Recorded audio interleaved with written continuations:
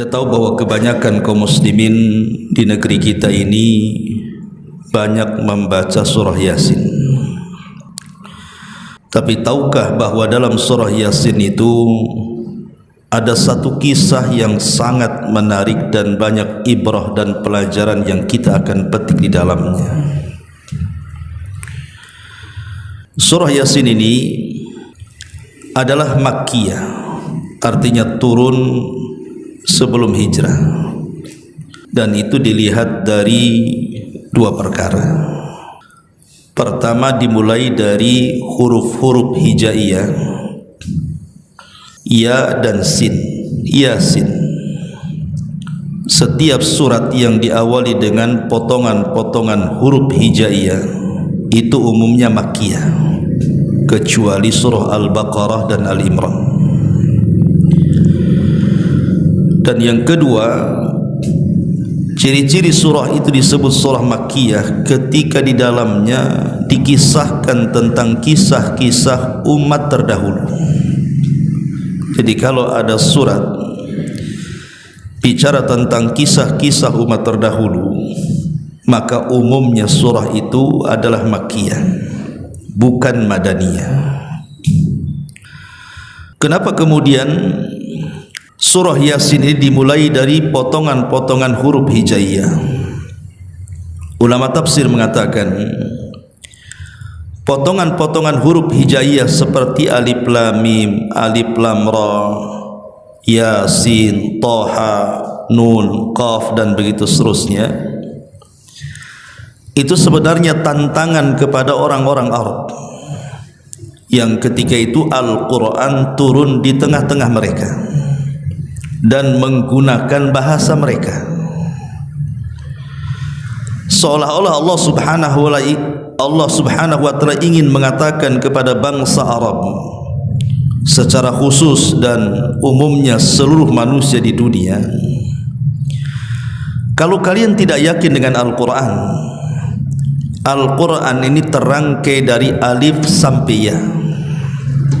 Sekarang rangkailah oleh kalian kalimat-kalimat seperti Quran kalau kalian sanggup.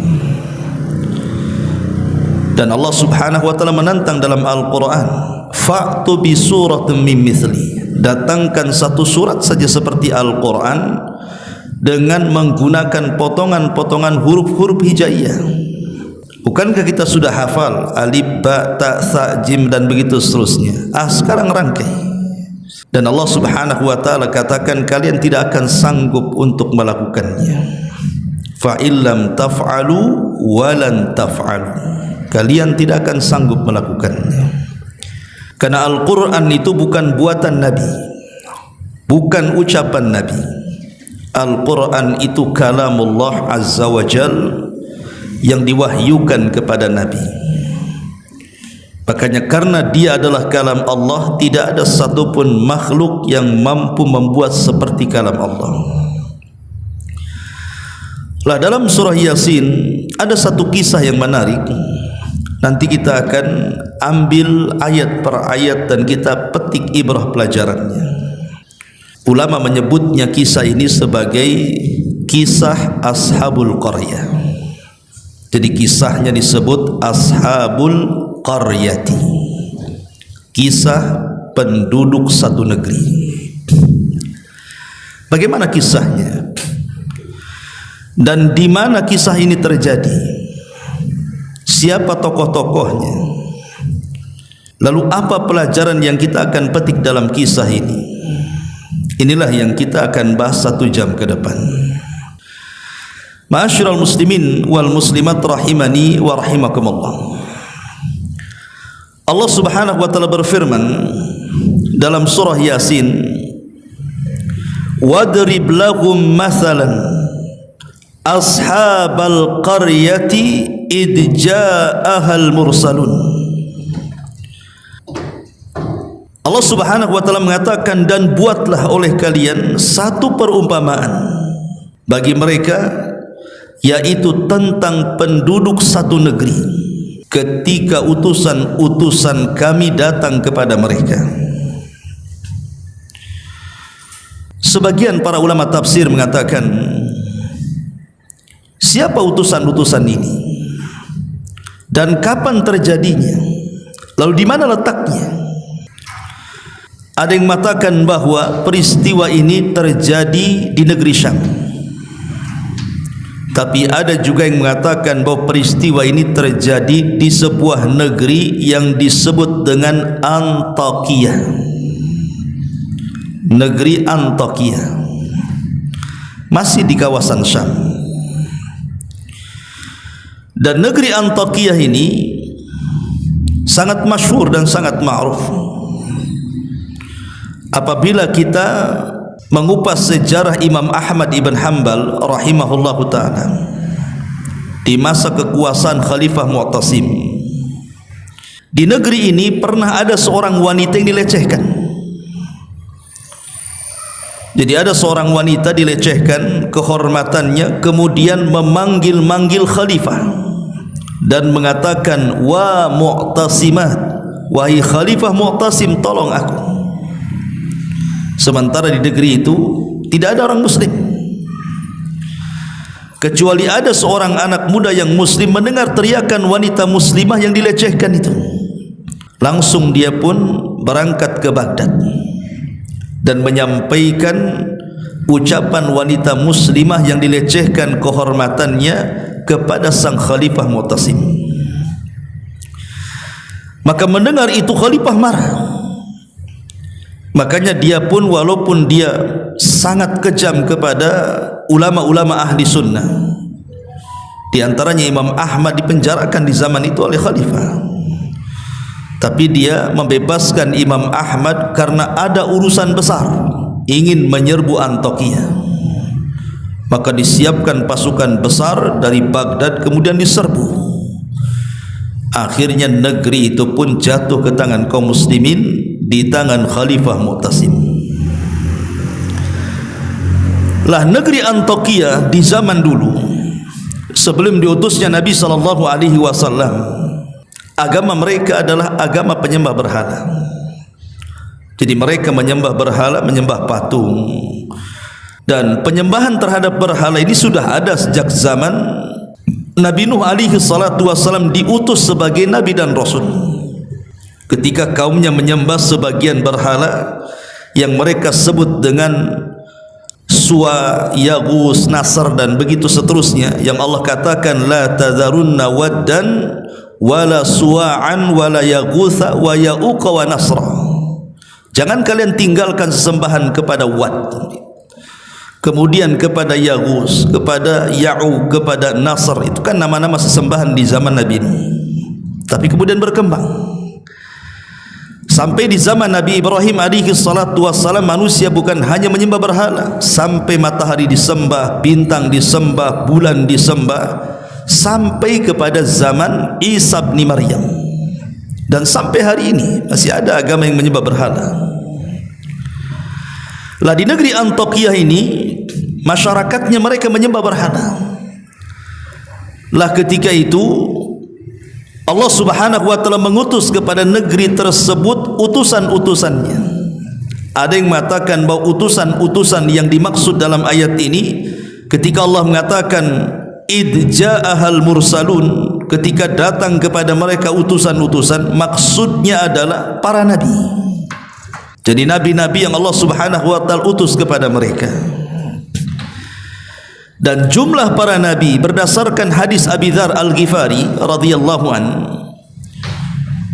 bahwa jumlah para nabi itu banyak, walaupun yang kita kenal hanya 25 nabi dan rasul sebagaimana tercantum dalam Al-Quran, di mana 18 namanya tercantum dalam surah Al-An'am dan lebihnya tercantum dalam surah-surah yang lainnya, sehingga genap menjadi 25 nabi dan rasul. Itu yang kita kenal dalam Quran. Tetapi nama-nama nabi itu bukan 25 nabi dan rasul, tetapi sangat banyak sekali. Ada yang mengatakan bahwa jumlah para nabi itu 120, ada yang mengatakan 124.000 nabi yang diutus oleh Allah Subhanahu wa ta'ala kepada manusia. Lah di negeri Antakya ini, karena sudah banyak terjadi kesyirikan, maka Allah Subhanahu wa ta'ala utus kepada mereka para nabi. tentu setelah zamannya Isa bin Maryam. Tetapi sebagian para ulama yang lain mengatakan bukan para nabi yang dimaksud al-mursalun dalam ayat ini, tetapi yang dimaksud adalah mereka orang-orang pilihan yang merupakan anak murid langsung dari Nabi Isa bin Maryam, atau dikenal dengan Hawariyun, yang Allah Subhanahu wa taala katakan di dalam surah Shaf ayat 14, ya ayyuhalladzina amanu kunu ansarullah kama qala Isa bin Maryam lil hawariyina man ansari ilallah qala al hawariyuna nahnu ansarullah. Wahai orang-orang yang beriman, jadilah kalian sebagai penolong-penolong Allah. Ketika berkata Isa bin Maryam kepada para penolongnya, siapa di antara kalian yang akan menolong Allah? Maka berkatalah orang-orang Hawariyun, kamilah yang akan menolong Allah. Jadi yang dimaksud utusan-utusan itu maksudnya adalah Hawariyun. Siapa Hawariyun? Mereka adalah orang-orang pilihan yang belajar langsung kepada Isa bin Maryam, diutus kepada negeri Antiokhia 3 orang pilihan dari kalangan Hawariyun. Ma'asyiral muslimin wal muslimat rahimani wa rahimakumullah, tentu bagi kita tidak dipermasalahkan apakah yang dikirim kepada mereka para nabi, apakah yang dikirim kepada mereka Hawariyun, apakah tempatnya di Amuriah atau Antiokhia ataupun negeri Syam. Quran tidak menyebutkan. Ini kan hanya ulasan-ulasan ahli sejarah. Karena Al-Quran itu bukan kitab sejarah yang harus detail gitu ya, menjelaskan tentang apa nama negerinya, siapa yang diutusnya, siapa nama-namanya. Al-Quran tidak peduli dengan itu. Karena Quran itu bukan kitab sejarah. Quran itu adalah kitab ibrah dan pelajaran. Dia hanya mengutip kisah-kisah untuk diambil pelajarannya, bukan untuk dinikmati kisahnya. Sehingga kalau ingin detail kisah ini, ya lihat kepada kitab-kitab tafsir atau kitab-kitab sejarah. Ma'asyiral muslimin wal muslimat rahimani wa rahimakumullah. Kemudian Allah Subhanahu wa taala mengatakan, idh arsalna ilaihim itsnaini fakadzabuhuma fa'azzazna bitsalitsin faqalu inna ilaikum mursalun. Ketika kami mengutus kepada mereka negeri Antiokhia itu 2 orang utusan, lalu mereka penduduknya mendustakan 2 orang utusan itu, kemudian kami kuatkan dengan utusan yang ketiga. Maka ketiga utusan itu berkata, sesungguhnya kami adalah orang-orang yang diutus Allah kepada kalian. Sebuah nikmat yang sangat besar, ikhwatu fiddin yang dimuliakan Allah Subhanahu wa taala, ketika sebuah tempat diutus oleh Allah Subhanahu wa taala orang-orang pilihan. Tentu nikmat mana lagi gitu kan, ketika di tengah-tengah kita ada orang saleh, ada orang yang baik yang bisa kemudian mendakwahkan dakwah Allah kepada kita. Tetapi rupanya orang-orang Antiokhia ini tidak bersyukur. Diutus kepada mereka utusan, justru mendustakan utusan itu. Awalnya Allah Subhanahu wa taala mengutus kepada mereka 2 utusan dulu. Tapi rupanya 2 utusan ini kewalahan karena penduduk negeri Antiokhia ini tidak menerima. Akhirnya kemudian Allah Subhanahu wa taala kuatkan, Allah utus 1 lagi, menjadi 3 utusan. Tetapi 3-tiganya juga didustakan oleh masyarakat Antiokhia ini. Mereka tidak bersyukur kepada Allah Subhanahu wa taala. Padahal Allah Subhanahu wa taala mengutus 3 orang, bukan 1 orang. Seandainya di Batam ini ada 1 ulama besar saja sudah beruntung kan gitu. Gimana kalau ada 2 ulama? Gimana kalau ada 3 ulama? Tentu makin banyak makin baik dakwah ini. Harusnya disyukuri. Makanya Nabi SAW apabila mengutus seseorang untuk berdakwah di sebuah negeri, Rasul tidak akan mengutus 1 orang, pasti Rasul akan mengutus 2, 3 dan begitu seterusnya, seperti yang dilakukan Rasul ketika mengutus Abu Musa al-Ash'ari untuk berdakwah di Yaman. Dia tidak sendirian, tetapi Nabi SAW mengutus 2 orang, Abu Musa al-Ash'ari dan Mu'adz ibnu Jabal radhiyallahu anhuma. Begitu juga Nabi Musa alaihi salatu wassalam, ketika dia berdakwah kepada Fir'aun, Musa merasa lemah. Kenapa? Karena lisannya itu tidak fasih dalam bicara. Sementara dia punya abang namanya Harun, dan Harun adalah orangnya fasih dalam bicara, orator, kalau ngomong itu luar biasa. Maka Musa alaihi salatu wassalam mengatakan, Haruna akhi, ya Allah, saya punya Harun, itu saudaraku. Waj'al li waziran min ahli, jadikan dia perdana menteriku dari keluargaku. Jadi Nabi Musa meminta kepada Allah Subhanahu wa taala untuk menggabungkan Harun dalam dakwahnya. Akhirnya Allah Subhanahu wa taala mengabulkan permintaan Musa, maka diangkatlah Harun menjadi nabi. Kemudian menolong Nabi Musa dalam menghadapi Fir'aun dan juga kaumnya. Ma'asyiral muslimin wal muslimat rahimani wa rahimakumullah.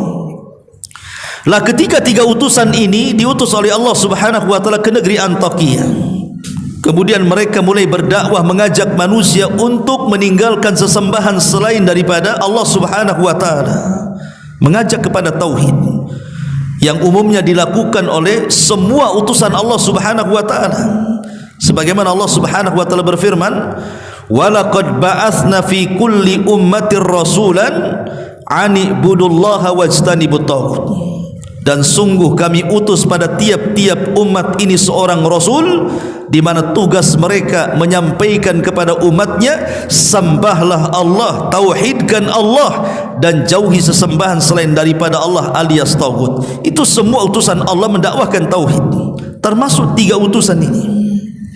Tapi apa yang terjadi? Maka Allah Subhanahu wa taala melanjutkan kisahnya, qalu ma antum illa basyarum mithluna wa ma anzalar rahman min syai'in in antum illa takdzibun. Mereka penduduk negeri Antakya mengatakan, kamu ini hanyalah manusia seperti kami, dan Allah Subhanahu wa taala Maha Pengasih, tidak menurunkan sesuatu apapun. Kamu hanyalah pendusta belaka bagi kami. Lihat, mereka mulai mendustakan 3 utusan dan mengatakan, kalian itu manusia sama dengan kami. Maunya mereka itu, kalau memang kalian adalah utusan-utusan Allah Subhanahu wa taala, kenapa tidak malaikat saja diutus kepada kami? Kenapa mesti kalian manusia seperti kami, yang makan minum persis seperti kami? Jadi mereka mengatakan, kenapa tidak malaikat yang diutus? Kenapa mesti seperti kalian, seperti kami manusia yang diutus?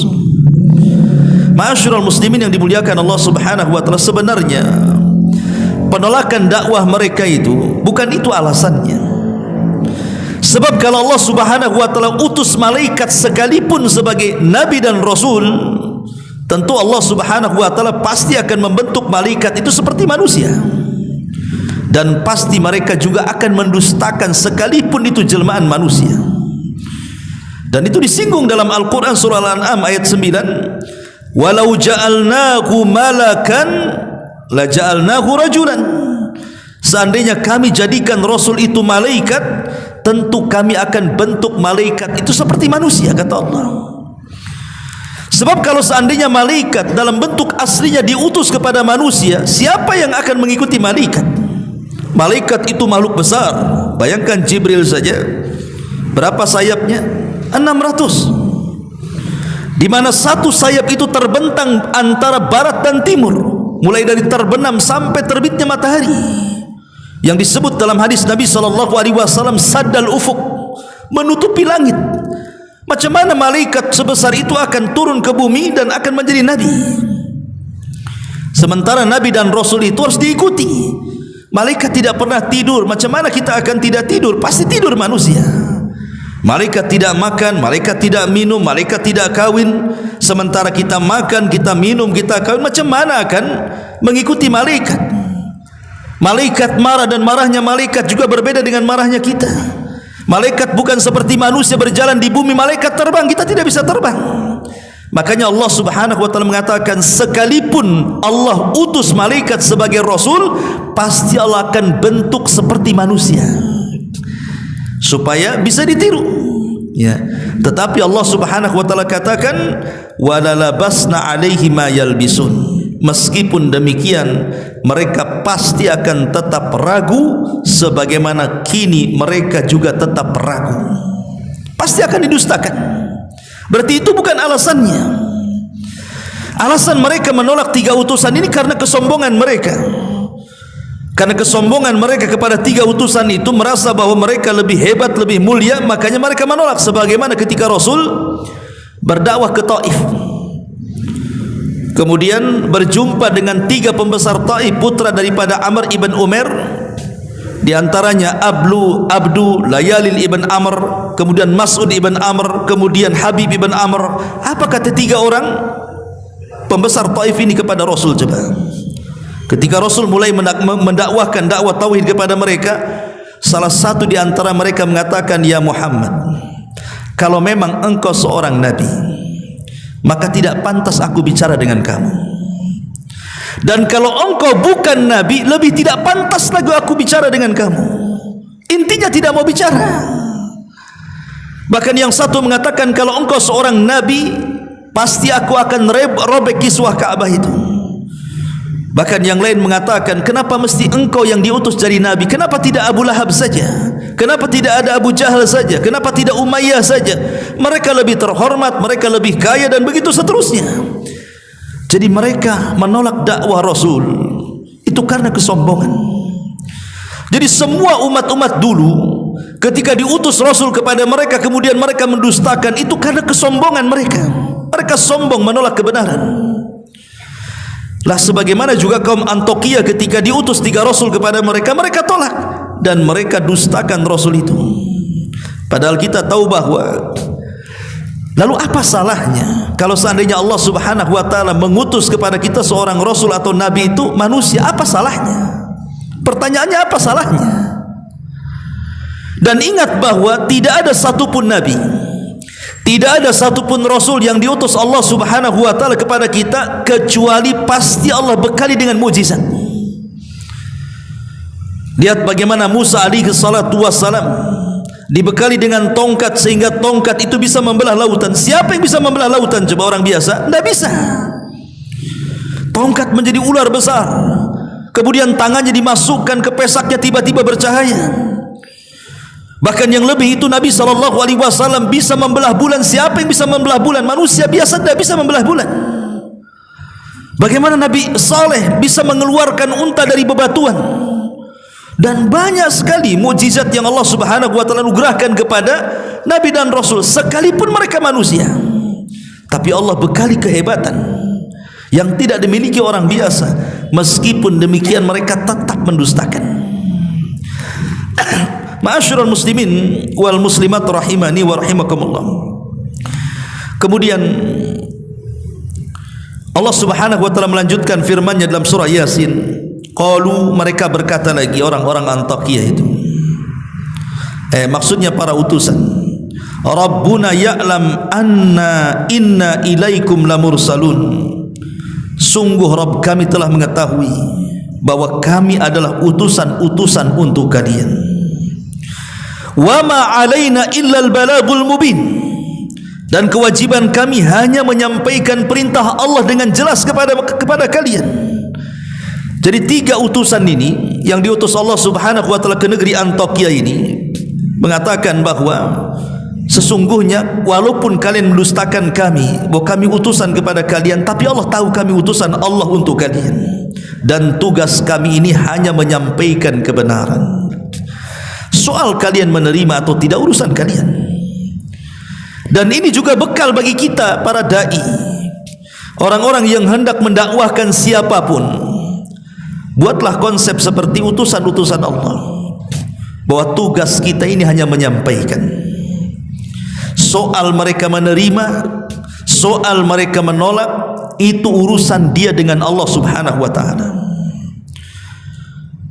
Makanya ketika Nabi SAW diperlihatkan oleh Allah Subhanahu wa taala umatnya di padang mahsyar, awalnya Nabi SAW melihat ada nabi yang pengikutnya cuma satu, kemudian ada nabi pengikutnya cuma dua, kemudian ada nabi pengikutnya cuma beberapa orang yang bisa dihitung dengan jari. Bahkan yang lebih parah, ada nabi yang tidak ada pengikutnya, walaupun di sana ada nabi yang banyak pengikutnya seperti Musa dan dirinya.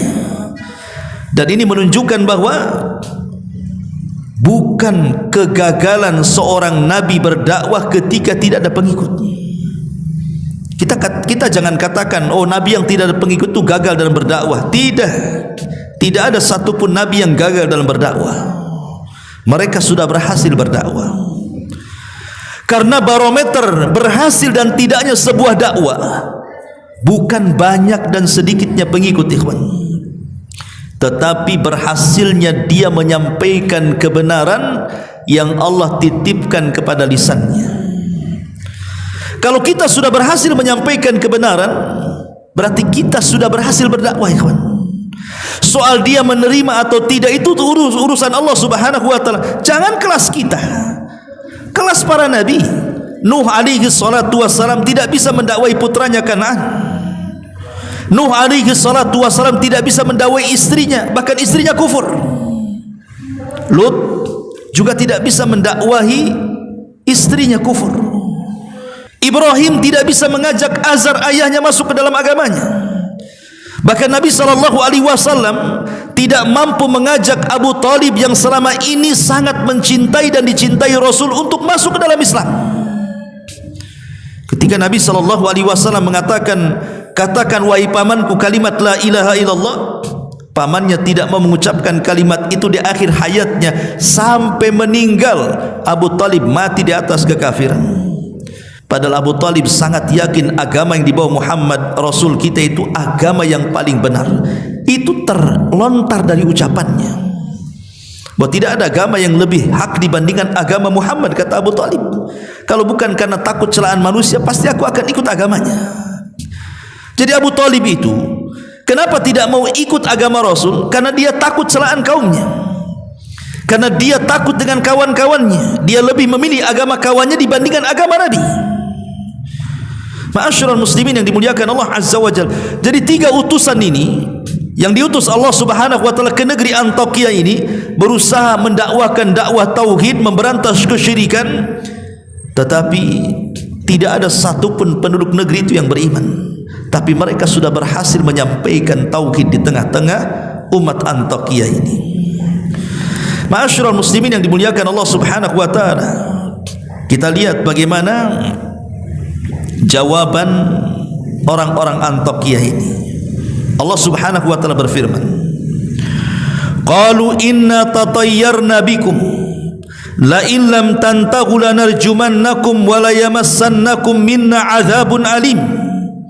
Qalu ta'irukum ma'akum la in dzukirtum bal antum qaumun musrifun. Mereka menjawab, sesungguhnya kami bernasib malang karena kedatangan kalian. Jadi orang-orang Antakia menyalahkan siapa? 3 utusan Allah. Sungguh kami bernasib malang dengan adanya kalian, dan sungguh jika kalian tidak berhenti menyeru kami, niscaya kami akan rajam kalian, maksudnya melempari dengan batu sampai mati, dan kami pasti akan merasakan siksa yang sangat pedih untuk kalian. Maka 3 utusan itu mengatakan, kemalangan yang kalian derita itu bukan karena kami. Jadi kemalangan kalian ini adalah karena kalian sendiri. Apakah karena kamu diberi peringatan? Sebenarnya kamu adalah kaum yang melampaui batas. Jadi mereka menganggap kedatangan 3 utusan ini sebagai kesialan. Dan ini sering terjadi di tengah-tengah masyarakat, ikhwan. Apabila kemudian di tengah-tengah mereka ada dai sunnah yang mengajak manusia ke dalam tauhid, yang mengajak manusia ke dalam sunnah, apa di masyarakat? Dulu sebelum dia datang aman-aman saja di sini. Setelah dia datang kacaulah negeri kita ini, katanya. Kenapa demikian?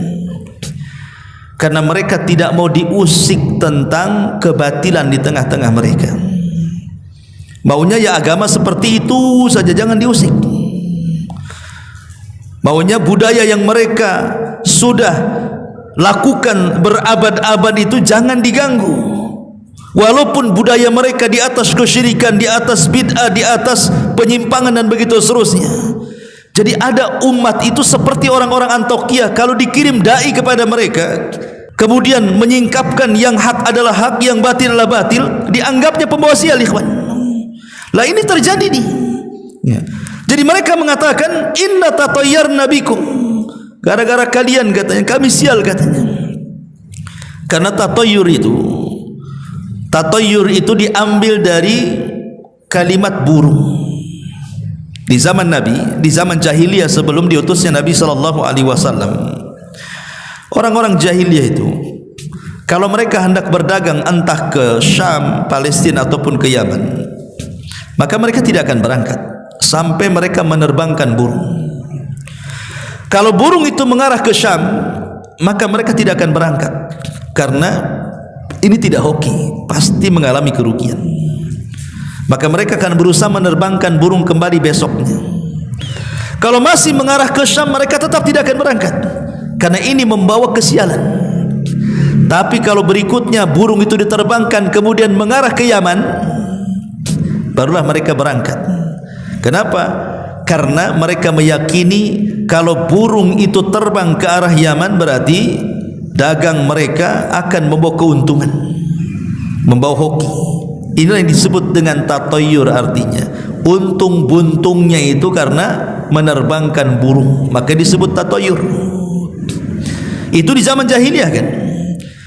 Tapi tatayyur ini kemudian berkembang, bukan hanya lewat burung saja kan. Di zaman kita ini kemana-mana larinya, sampai dulu ke burung perkutut.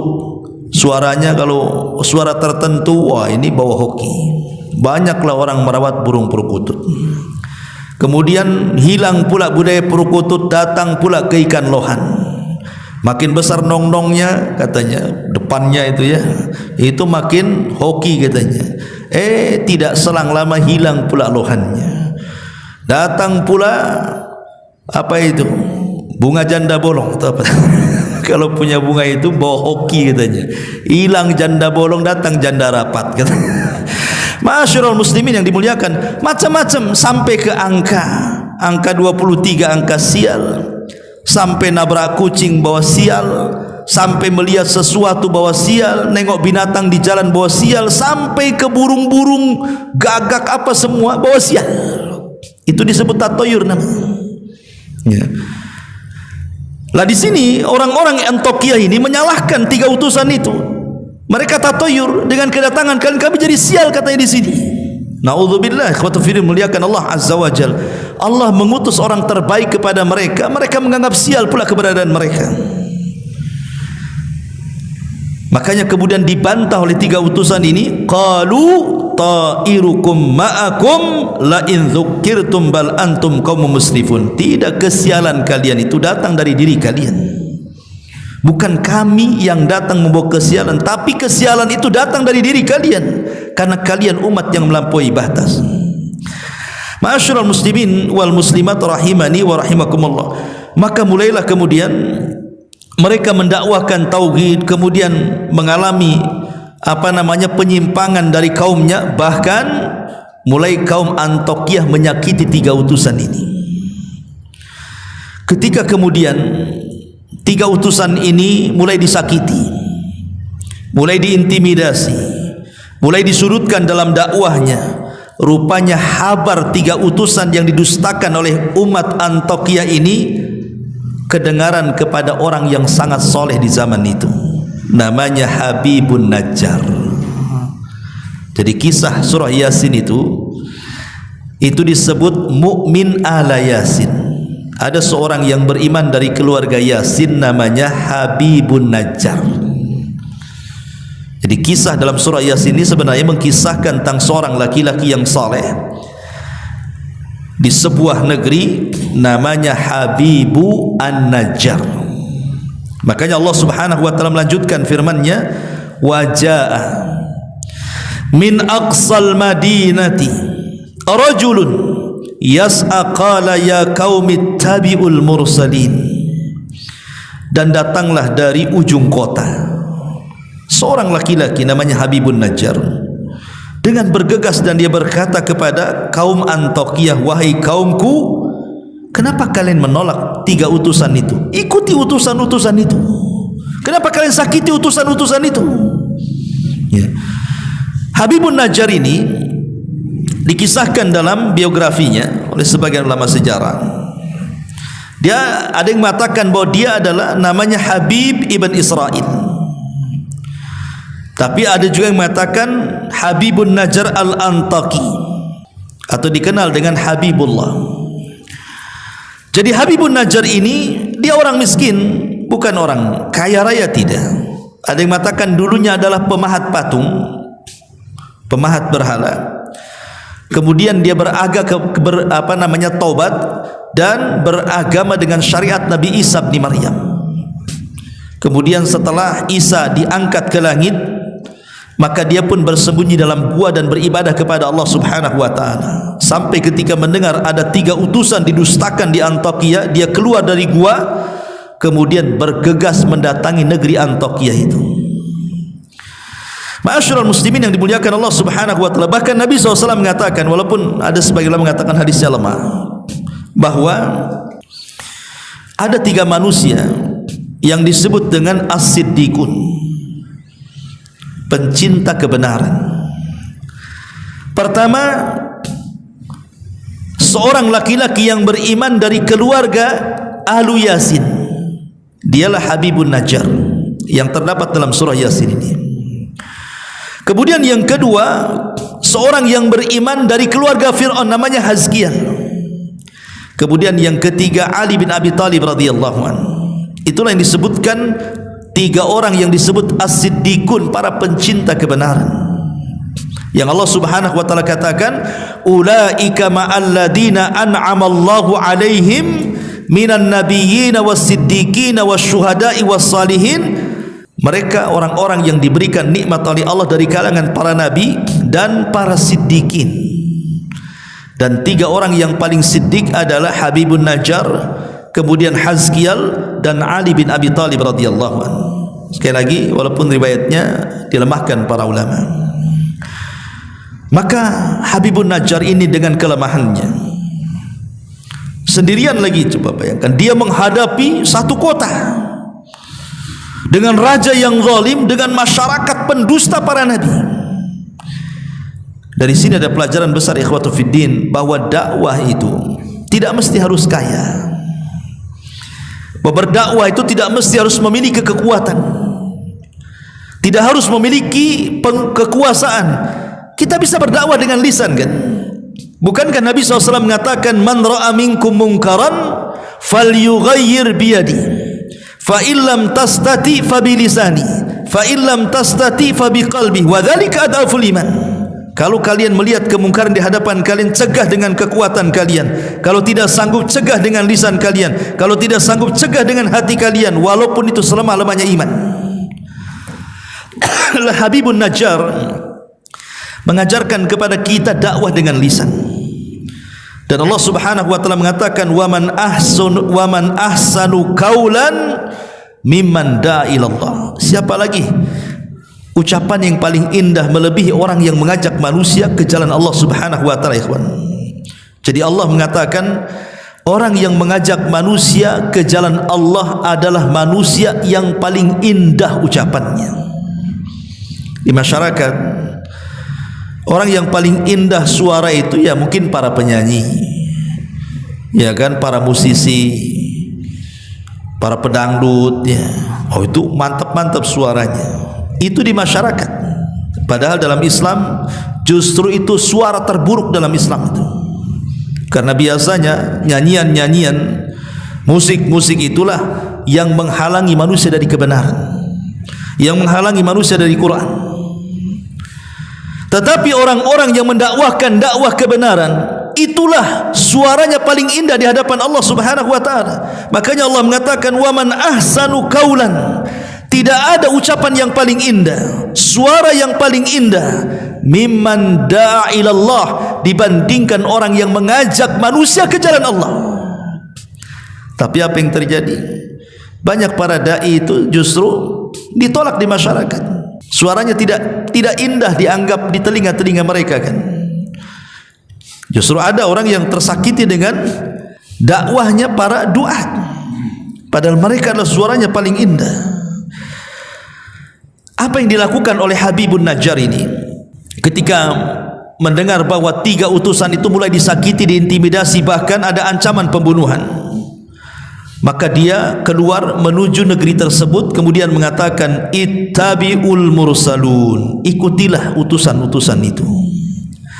Ittabi'u man la yas'alukum ajra wa hum muhtadun, ikutilah orang yang tidak meminta imbalan kepada kalian dan mereka adalah orang-orang yang mendapatkan petunjuk. Wa ma liya la a'budul ladzi fatarani wa ilaihi turja'un, dan tidak ada alasan bagiku untuk tidak menyembah Allah yang telah menciptakan aku dan hanya kepadanya lah aku dikembalikan. Attakhid min dunihi alihatan iyuridni rahman bidurrin la tughni anni syafa'atuhum syai'a wala yungkidun inni idzan la fi dhalalim mubin inni amantu bi rabbikum fasma'un. Mengapa aku akan menyembah Tuhan-Tuhan selain Allah, jika Allah yang Maha Pengasih menghendaki bencana kepadaku? Pasti pertolongan mereka tidak berguna sama sekali bagiku, dan mereka juga tidak menyelamatkan aku. Seolah-olah Habibun Najjar ini menyinggung berhala-berhala orang-orang Antokiyah itu. Ngapain kalian sembah berhala itu? Jika Allah Subhanahu wa taala menghendaki sesuatu, berhala-berhala itulah tidak bisa apa-apa. Atau jika Allah Subhanahu wa taala menimpakan madarat kepadaku, berhala-berhala itu tidak bisa menyelamatkan aku. Karena berhala itu tidak mungkin mendatangkan manfaat ataupun mencegah madarat. Jadi mulailah kemudian Habibun Najjar ini melemahkan berhalanya, bahwa Tuhan-Tuhan yang kalian sembah itu sama sekali tidak mendatangkan manfaat dan tidak pernah mencegah madarat. Kemudian dia mengatakan, sungguh aku berbuat begitu pasti aku berada dalam kesesatan. Kalau aku ikut kalian, sesat aku, katanya. Sesungguhnya aku telah beriman kepada Rabbku, maka dengarkanlah pengakuan keimananku, ikuti nabi-nabi itu yang benar, katanya. Tapi apa yang terjadi? Marahlah penduduk Antokiyah ini. Akhirnya kemudian menangkap Habibun Najjar, kemudian ditanam setengah badan di tanah. Kemudian mulai penduduk negeri itu datang mengeroyok Habibun Najjar, membawa masing-masing batu kemudian melempar sampai mati. Subhanallah. Dia rela menyerahkan jiwanya untuk membela para utusan. Saat dia meninggal itu, Allah Subhanahu wa taala memperlihatkan karamahnya, bahwa Habibun Najjar seorang wali. Dia bukan seorang nabi, tapi dia seorang wali, rajulun saleh, orang saleh. Dia rela menyerahkan jiwanya untuk dakwah ila Allah Subhanahu wa taala dan membela utusan-utusan Allah Subhanahu wa taala. Tiba-tiba saat ruhnya dicabut, Allah Subhanahu wa taala memperlihatkan kepada Habibun Najjar sorga yang sudah diperuntukkan untuknya. Jadi ketika dia meninggal diperlihatkan sorga, sehingga ketika itulah dia kemudian berangan-angan kalau seandainya kaumnya tahu bahwa setelah kematiannya dia mendapatkan sorga, dia sangat mengharap kaumnya beriman. Makanya Abdullah ibn Abbas radhiyallahu anhuma mengatakan, tidak ada satupun manusia di dunia sejak zaman Adam sampai yang terakhir mati, orang yang berdakwah sejak hidup sampai mati kecuali Habibun Najjar. Ketika hidup dia berdakwah, setelah kematian dia mengharap kaumnya masuk Islam juga. Makanya dia mengatakan tidak ada manusia dari zaman Adam sampai yang terakhir mati yang berdakwah sejak hidup sampai mati kecuali Habibun Najjar. Subhanallah. Sehingga dikatakan dalam ayat surah Yasin lanjutannya 26-nya sampai 27-nya, qila dkhulil jannah, masuklah wahai Habibun Najjar engkau ke dalam surga. Maka Habibun Najjar dalam kematiannya dia mengatakan, qala ya laita qaumi ya'malun bima ghafara li rabbi wa ja'alani minal mukramin. Maka dia mengatakan, alangkah baiknya kiranya kaumku mengetahui, katanya. Tapi sayang dia sudah meninggal. Dia berbicara di alam arwah. Kemudian dia mengatakan, apa yang menyebabkan Rabbku memberikan ampunan kepadaku dan menjadikan aku termasuk orang-orang yang dimuliakan di hadapan Allah Subhanahu wa ta'ala.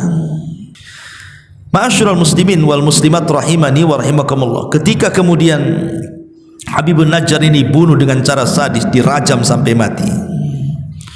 Dan tidak ada yang mustahil. Orang-orang yang kemudian mereka menginginkan sesuatu untuk supaya orang-orang hidup itu tahu. Contoh umpamanya dalam perang Uhud, ada seorang laki-laki namanya Abdullah Abdullah ibn Haram radhiyallahu an. Abdullah ibnu Haram radhiyallahu an. Abdullah ibn Haram ini saat dia mendaftar jihad, usianya sudah tua dan tidak layak berjihad, dan dia punya uzur untuk tidak ikut jihad karena sudah tua renta, tidak sanggup mengangkat senjata. Tapi keinginan kuat jihadnya luar biasa. Walaupun sudah tua, sudah tidak punya tenaga, tidak layak untuk jihad, tetap dia mendaftarkan diri untuk berjihad. Ya, namanya jihad itu perlu kekuatan. Sementara dia lemah, maka dia pun menjadi orang yang pertama mati syahid dalam perang Uhud. Dan dia satu di antara 70 syuhada Uhud, Abdullah ibn Haram ini.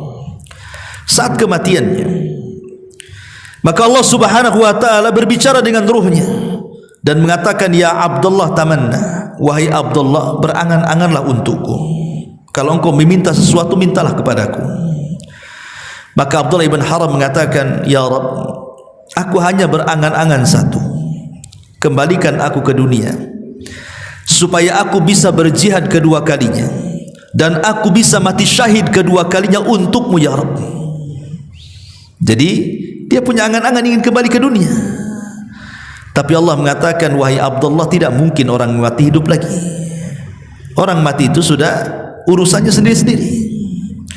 Maka Abdullah ibn Haram mengatakan, ya Rabb, kalau begitu, kalau ini perkara mustahil, aku tidak bisa kembali ke dunia, sampaikan saja kepada anakku Jabir dan sampaikan kepada kaum muslimin posisiku di hadapanmu. Maka dari situlah Allah Subhanahu wa ta'ala turunkan ayat kepada Nabi sallallahu alaihi wasallam tentang Abdullah ibn Haram, wala tahsabannal ladzina qutilu fi sabilillahi amwatan bal ahya 'inda rabbihim yurzakun. Jangan kalian sangka orang-orang yang mati syahid itu mati. Tidak, mereka tetap hidup dan mereka tetap diberikan rizki di hadapan Allah Subhanahu wa ta'ala. Turun ayat ini bicara soal Abdullah ibn Haram. Ya. Lah di sini juga sama. Di mana Habibun Najjar saat kematiannya dia mengharap kepada Allah Subhanahu wa ta'ala dan mengatakan, ya laita qaumi ya'lamun, duhai kiranya kaumku tahu bahwa aku sudah dihadiahi surga oleh Allah Subhanahu wa ta'ala, diampuni dosa-dosaku. Coba kalau mereka mengetahuinya, tentu mereka tidak mungkin membunuhku, tidak mungkin mengingkari 3 utusan itu, pasti mereka akan beriman karena mereka di atas kebenaran. Tapi sayang, kaumnya tetap kufur. Setelah Habibun Najjar meninggal dunia, maka mereka membidik 3 utusan itu. Akhirnya mereka pun menangkap 3 utusan itu dan kemudian merajam 3-3-nya sampai mati. Lihat, itulah yang dikatakan dalam Al-Quran, fariqan kadzabu wa fariqan yaqtulun. Sebagian mereka didustakan dan sebagian mereka dibunuh. Jadi orang-orang Bani Israel itu, khususnya orang-orang Yahudi, mereka para pembunuh Nabi. Lah karena mereka sudah mendustakan para Nabi, bahkan berani membunuh para Nabi, bahkan membunuh orang-orang saleh, maka tentu Allah Subhanahu wa ta'ala tidak akan membiarkan kondisi ini. Man 'ada li waliyan faqad adzantuhu bil harbi. Siapapun yang memusuhi wali-waliku, maka sama mengumandangkan perang kepadaku, kata Allah. Maka Allah Subhanahu wa taala kemudian mengazab mereka.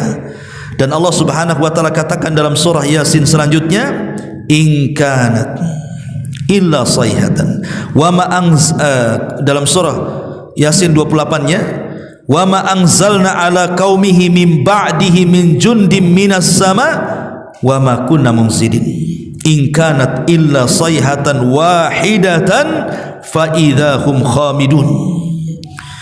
Dan setelah itu, maksudnya setelah Habibun Najjar meninggal, disusul dengan para nabi yang diutus juga meninggal, maka kami tidak menurunkan satu pasukan langit pun kepada kaumnya, dan kami tidak perlu menurunkannya. Jadi Allah mulai murka. Tapi Allah katakan, aku tidak akan menurunkan pasukan langit dengan ribuan, jutaan, bahkan miliaran malaikat untuk menghancurkan negeri itu. Allah katakan tidak perlu. Cukup Allah utus satu saja, malaikat Jibril. Apa yang terjadi? Tidak ada siksa terhadap mereka melainkan dengan satu teriakan saja. Jibril diperintahkan oleh Allah untuk berteriak satu teriakan. Apa yang terjadi? Maka seketika itu semua mereka meninggal dunia. Allah azab mereka, ya, karena mereka sudah mendustakan 3 utusan itu, bahkan membunuh Habibun Najjar. Makanya Allah Subhanahu wa taala mengutus Jibril kepada mereka untuk berteriak satu teriakan saja. Ketika Jibril berteriak satu teriakan, satu negeri Antokiah tidak ada yang hidup, semua mati. Persis seperti azabnya kepada siapa? Kaum Tsamud, kaumnya Nabi Saleh, yang ketika itu mereka menyembelih untanya Nabi Saleh. Akhirnya mereka sudah membuat kelancangan kepada nabinya. Maka Allah utus Jibril untuk berteriak satu teriakan, tidak ada satu jiwa kaum Tsamud yang kufur kecuali mati. Ma'asyiral muslimin yang dimuliakan Allah Subhanahu wa taala, Allah mengatakan, ya hasrata 'alal ibad ma ya'tihim mir rasulin illa kanu bihi yastahzi'un. Alangkah besarnya penyesalan terhadap hamba-hamba itu. Setiap datang seorang rasul kepada mereka, mereka pun memperolok-oloknya. Awalam yarau kam akhlaqna qablahum minal quruni annakum ilaihim la yarji'un. Tidakkah mereka mengetahui berapa banyak umat-umat sebelum mereka yang telah kami binasakan?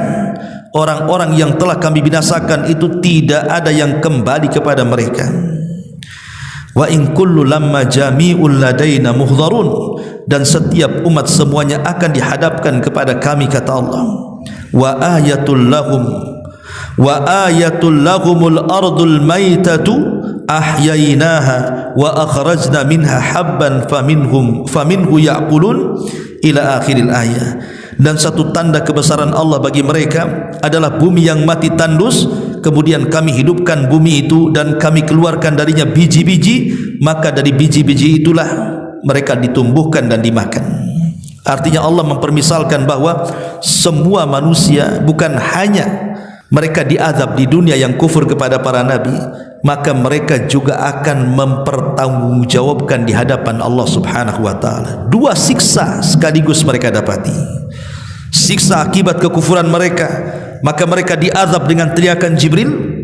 Siksa yang kedua, mereka harus menghadapi pertanggungjawaban mereka di hadapan Allah Subhanahu wa taala, dan mereka tidak mungkin meleset. Pasti azab neraka jauh lebih mengerikan dibandingkan azab dunia.